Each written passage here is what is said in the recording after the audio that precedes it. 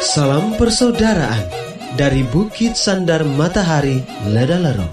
Kami menyapamu semua dalam senandung ucap salam dalam Sang Sabda.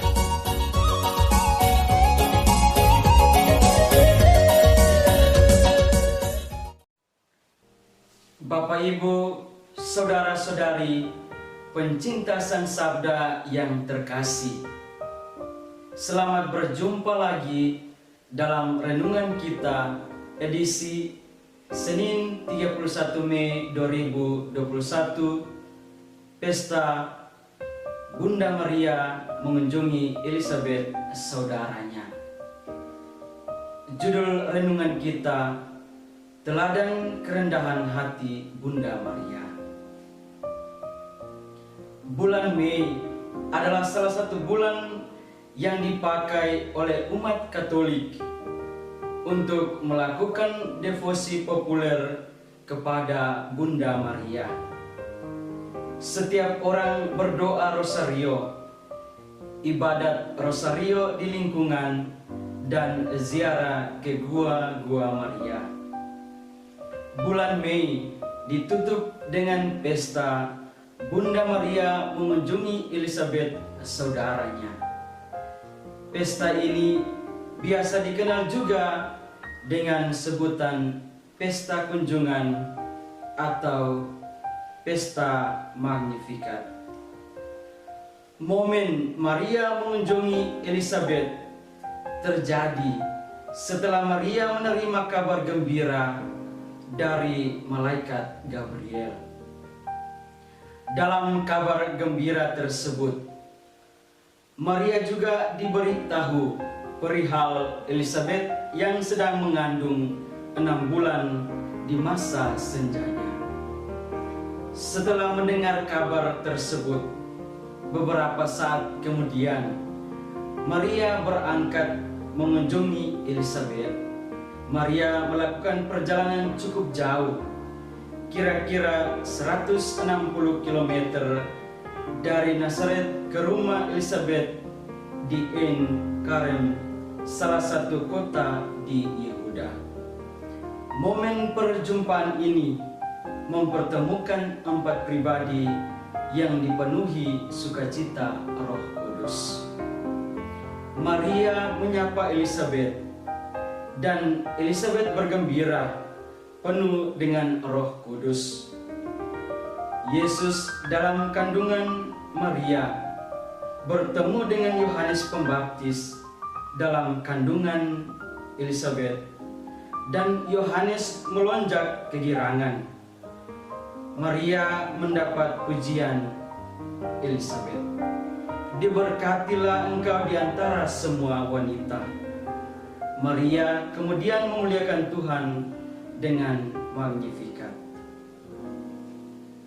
Bapak, Ibu, saudara-saudari, pencinta Sang Sabda yang terkasih, Pesta Bunda Maria mengunjungi Elizabeth sekurang-kurangnya memberikan 2 pesan penting bagi kita sekalian. Pertama, teladan kerendahan hati Bunda Maria. Setelah Maria menerima kabar sukacita, ia bergegas membagikan sukacita Allah kepada orang-orang yang dikasihinya.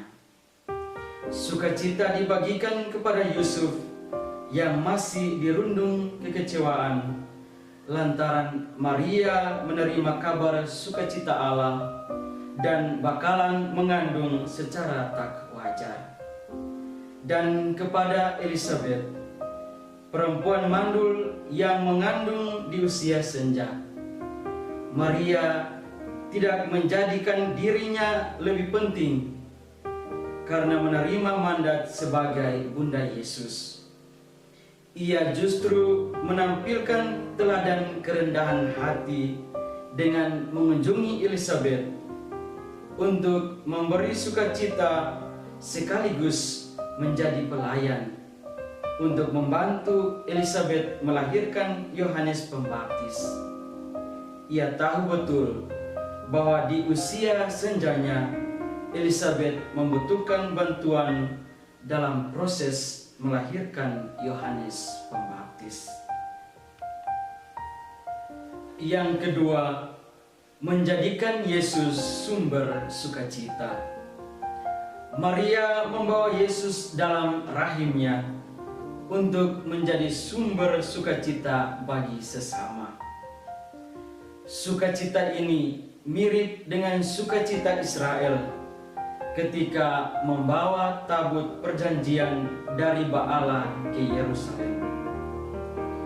Dalam diri Bunda Maria, Allah membaharui janjinya. Maka Maria juga dapat disebut tabut perjanjian baru yang membawa Yesus di dalam tubuhnya. Maria tidak menjadikan dirinya sebagai pusat sukacita, sebab ia tahu bahwa dirinya hanyalah wadah Allah. Ia menjadi terberkati karena Allah berkenan untuk menyatakan kasih-Nya melalui dirinya. Karena Yang Maha Kuasa telah melakukan perbuatan-perbuatan besar kepadaku, dan namanya adalah Kudus. Bapak, Ibu, saudara-saudari, pencinta Sang Sabda yang terkasih, dalam kehidupan sehari-hari, kehadiran kita kerap kali menjadi sumber bencana bagi sesama. Kita menebar ancaman dan membawa energi negatif lewat tindakan dan perkataan-perkataan kita. Tidak heran orang cenderung merasa kurang aman, kurang bahagia ketika mengambil bagian dalam kehidupan sosial.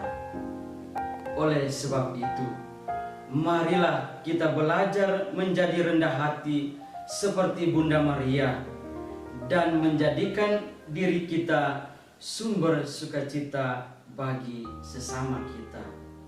Untuk menjadi penyalur sukacita, kita perlu menjadi pelayan dengan meningkatkan inisiatif membantu sesama yang membutuhkan.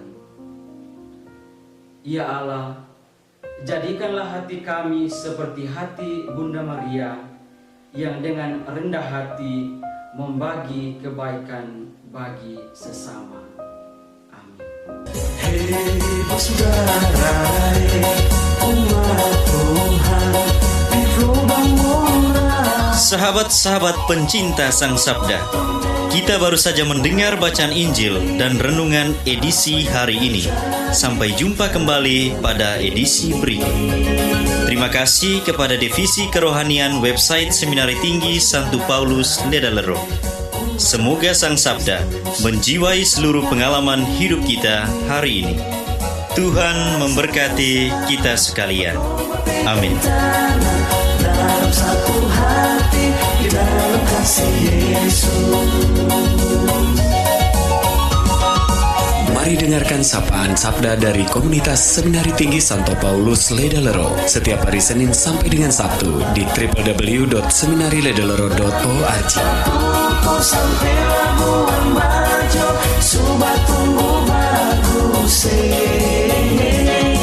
Mari batuk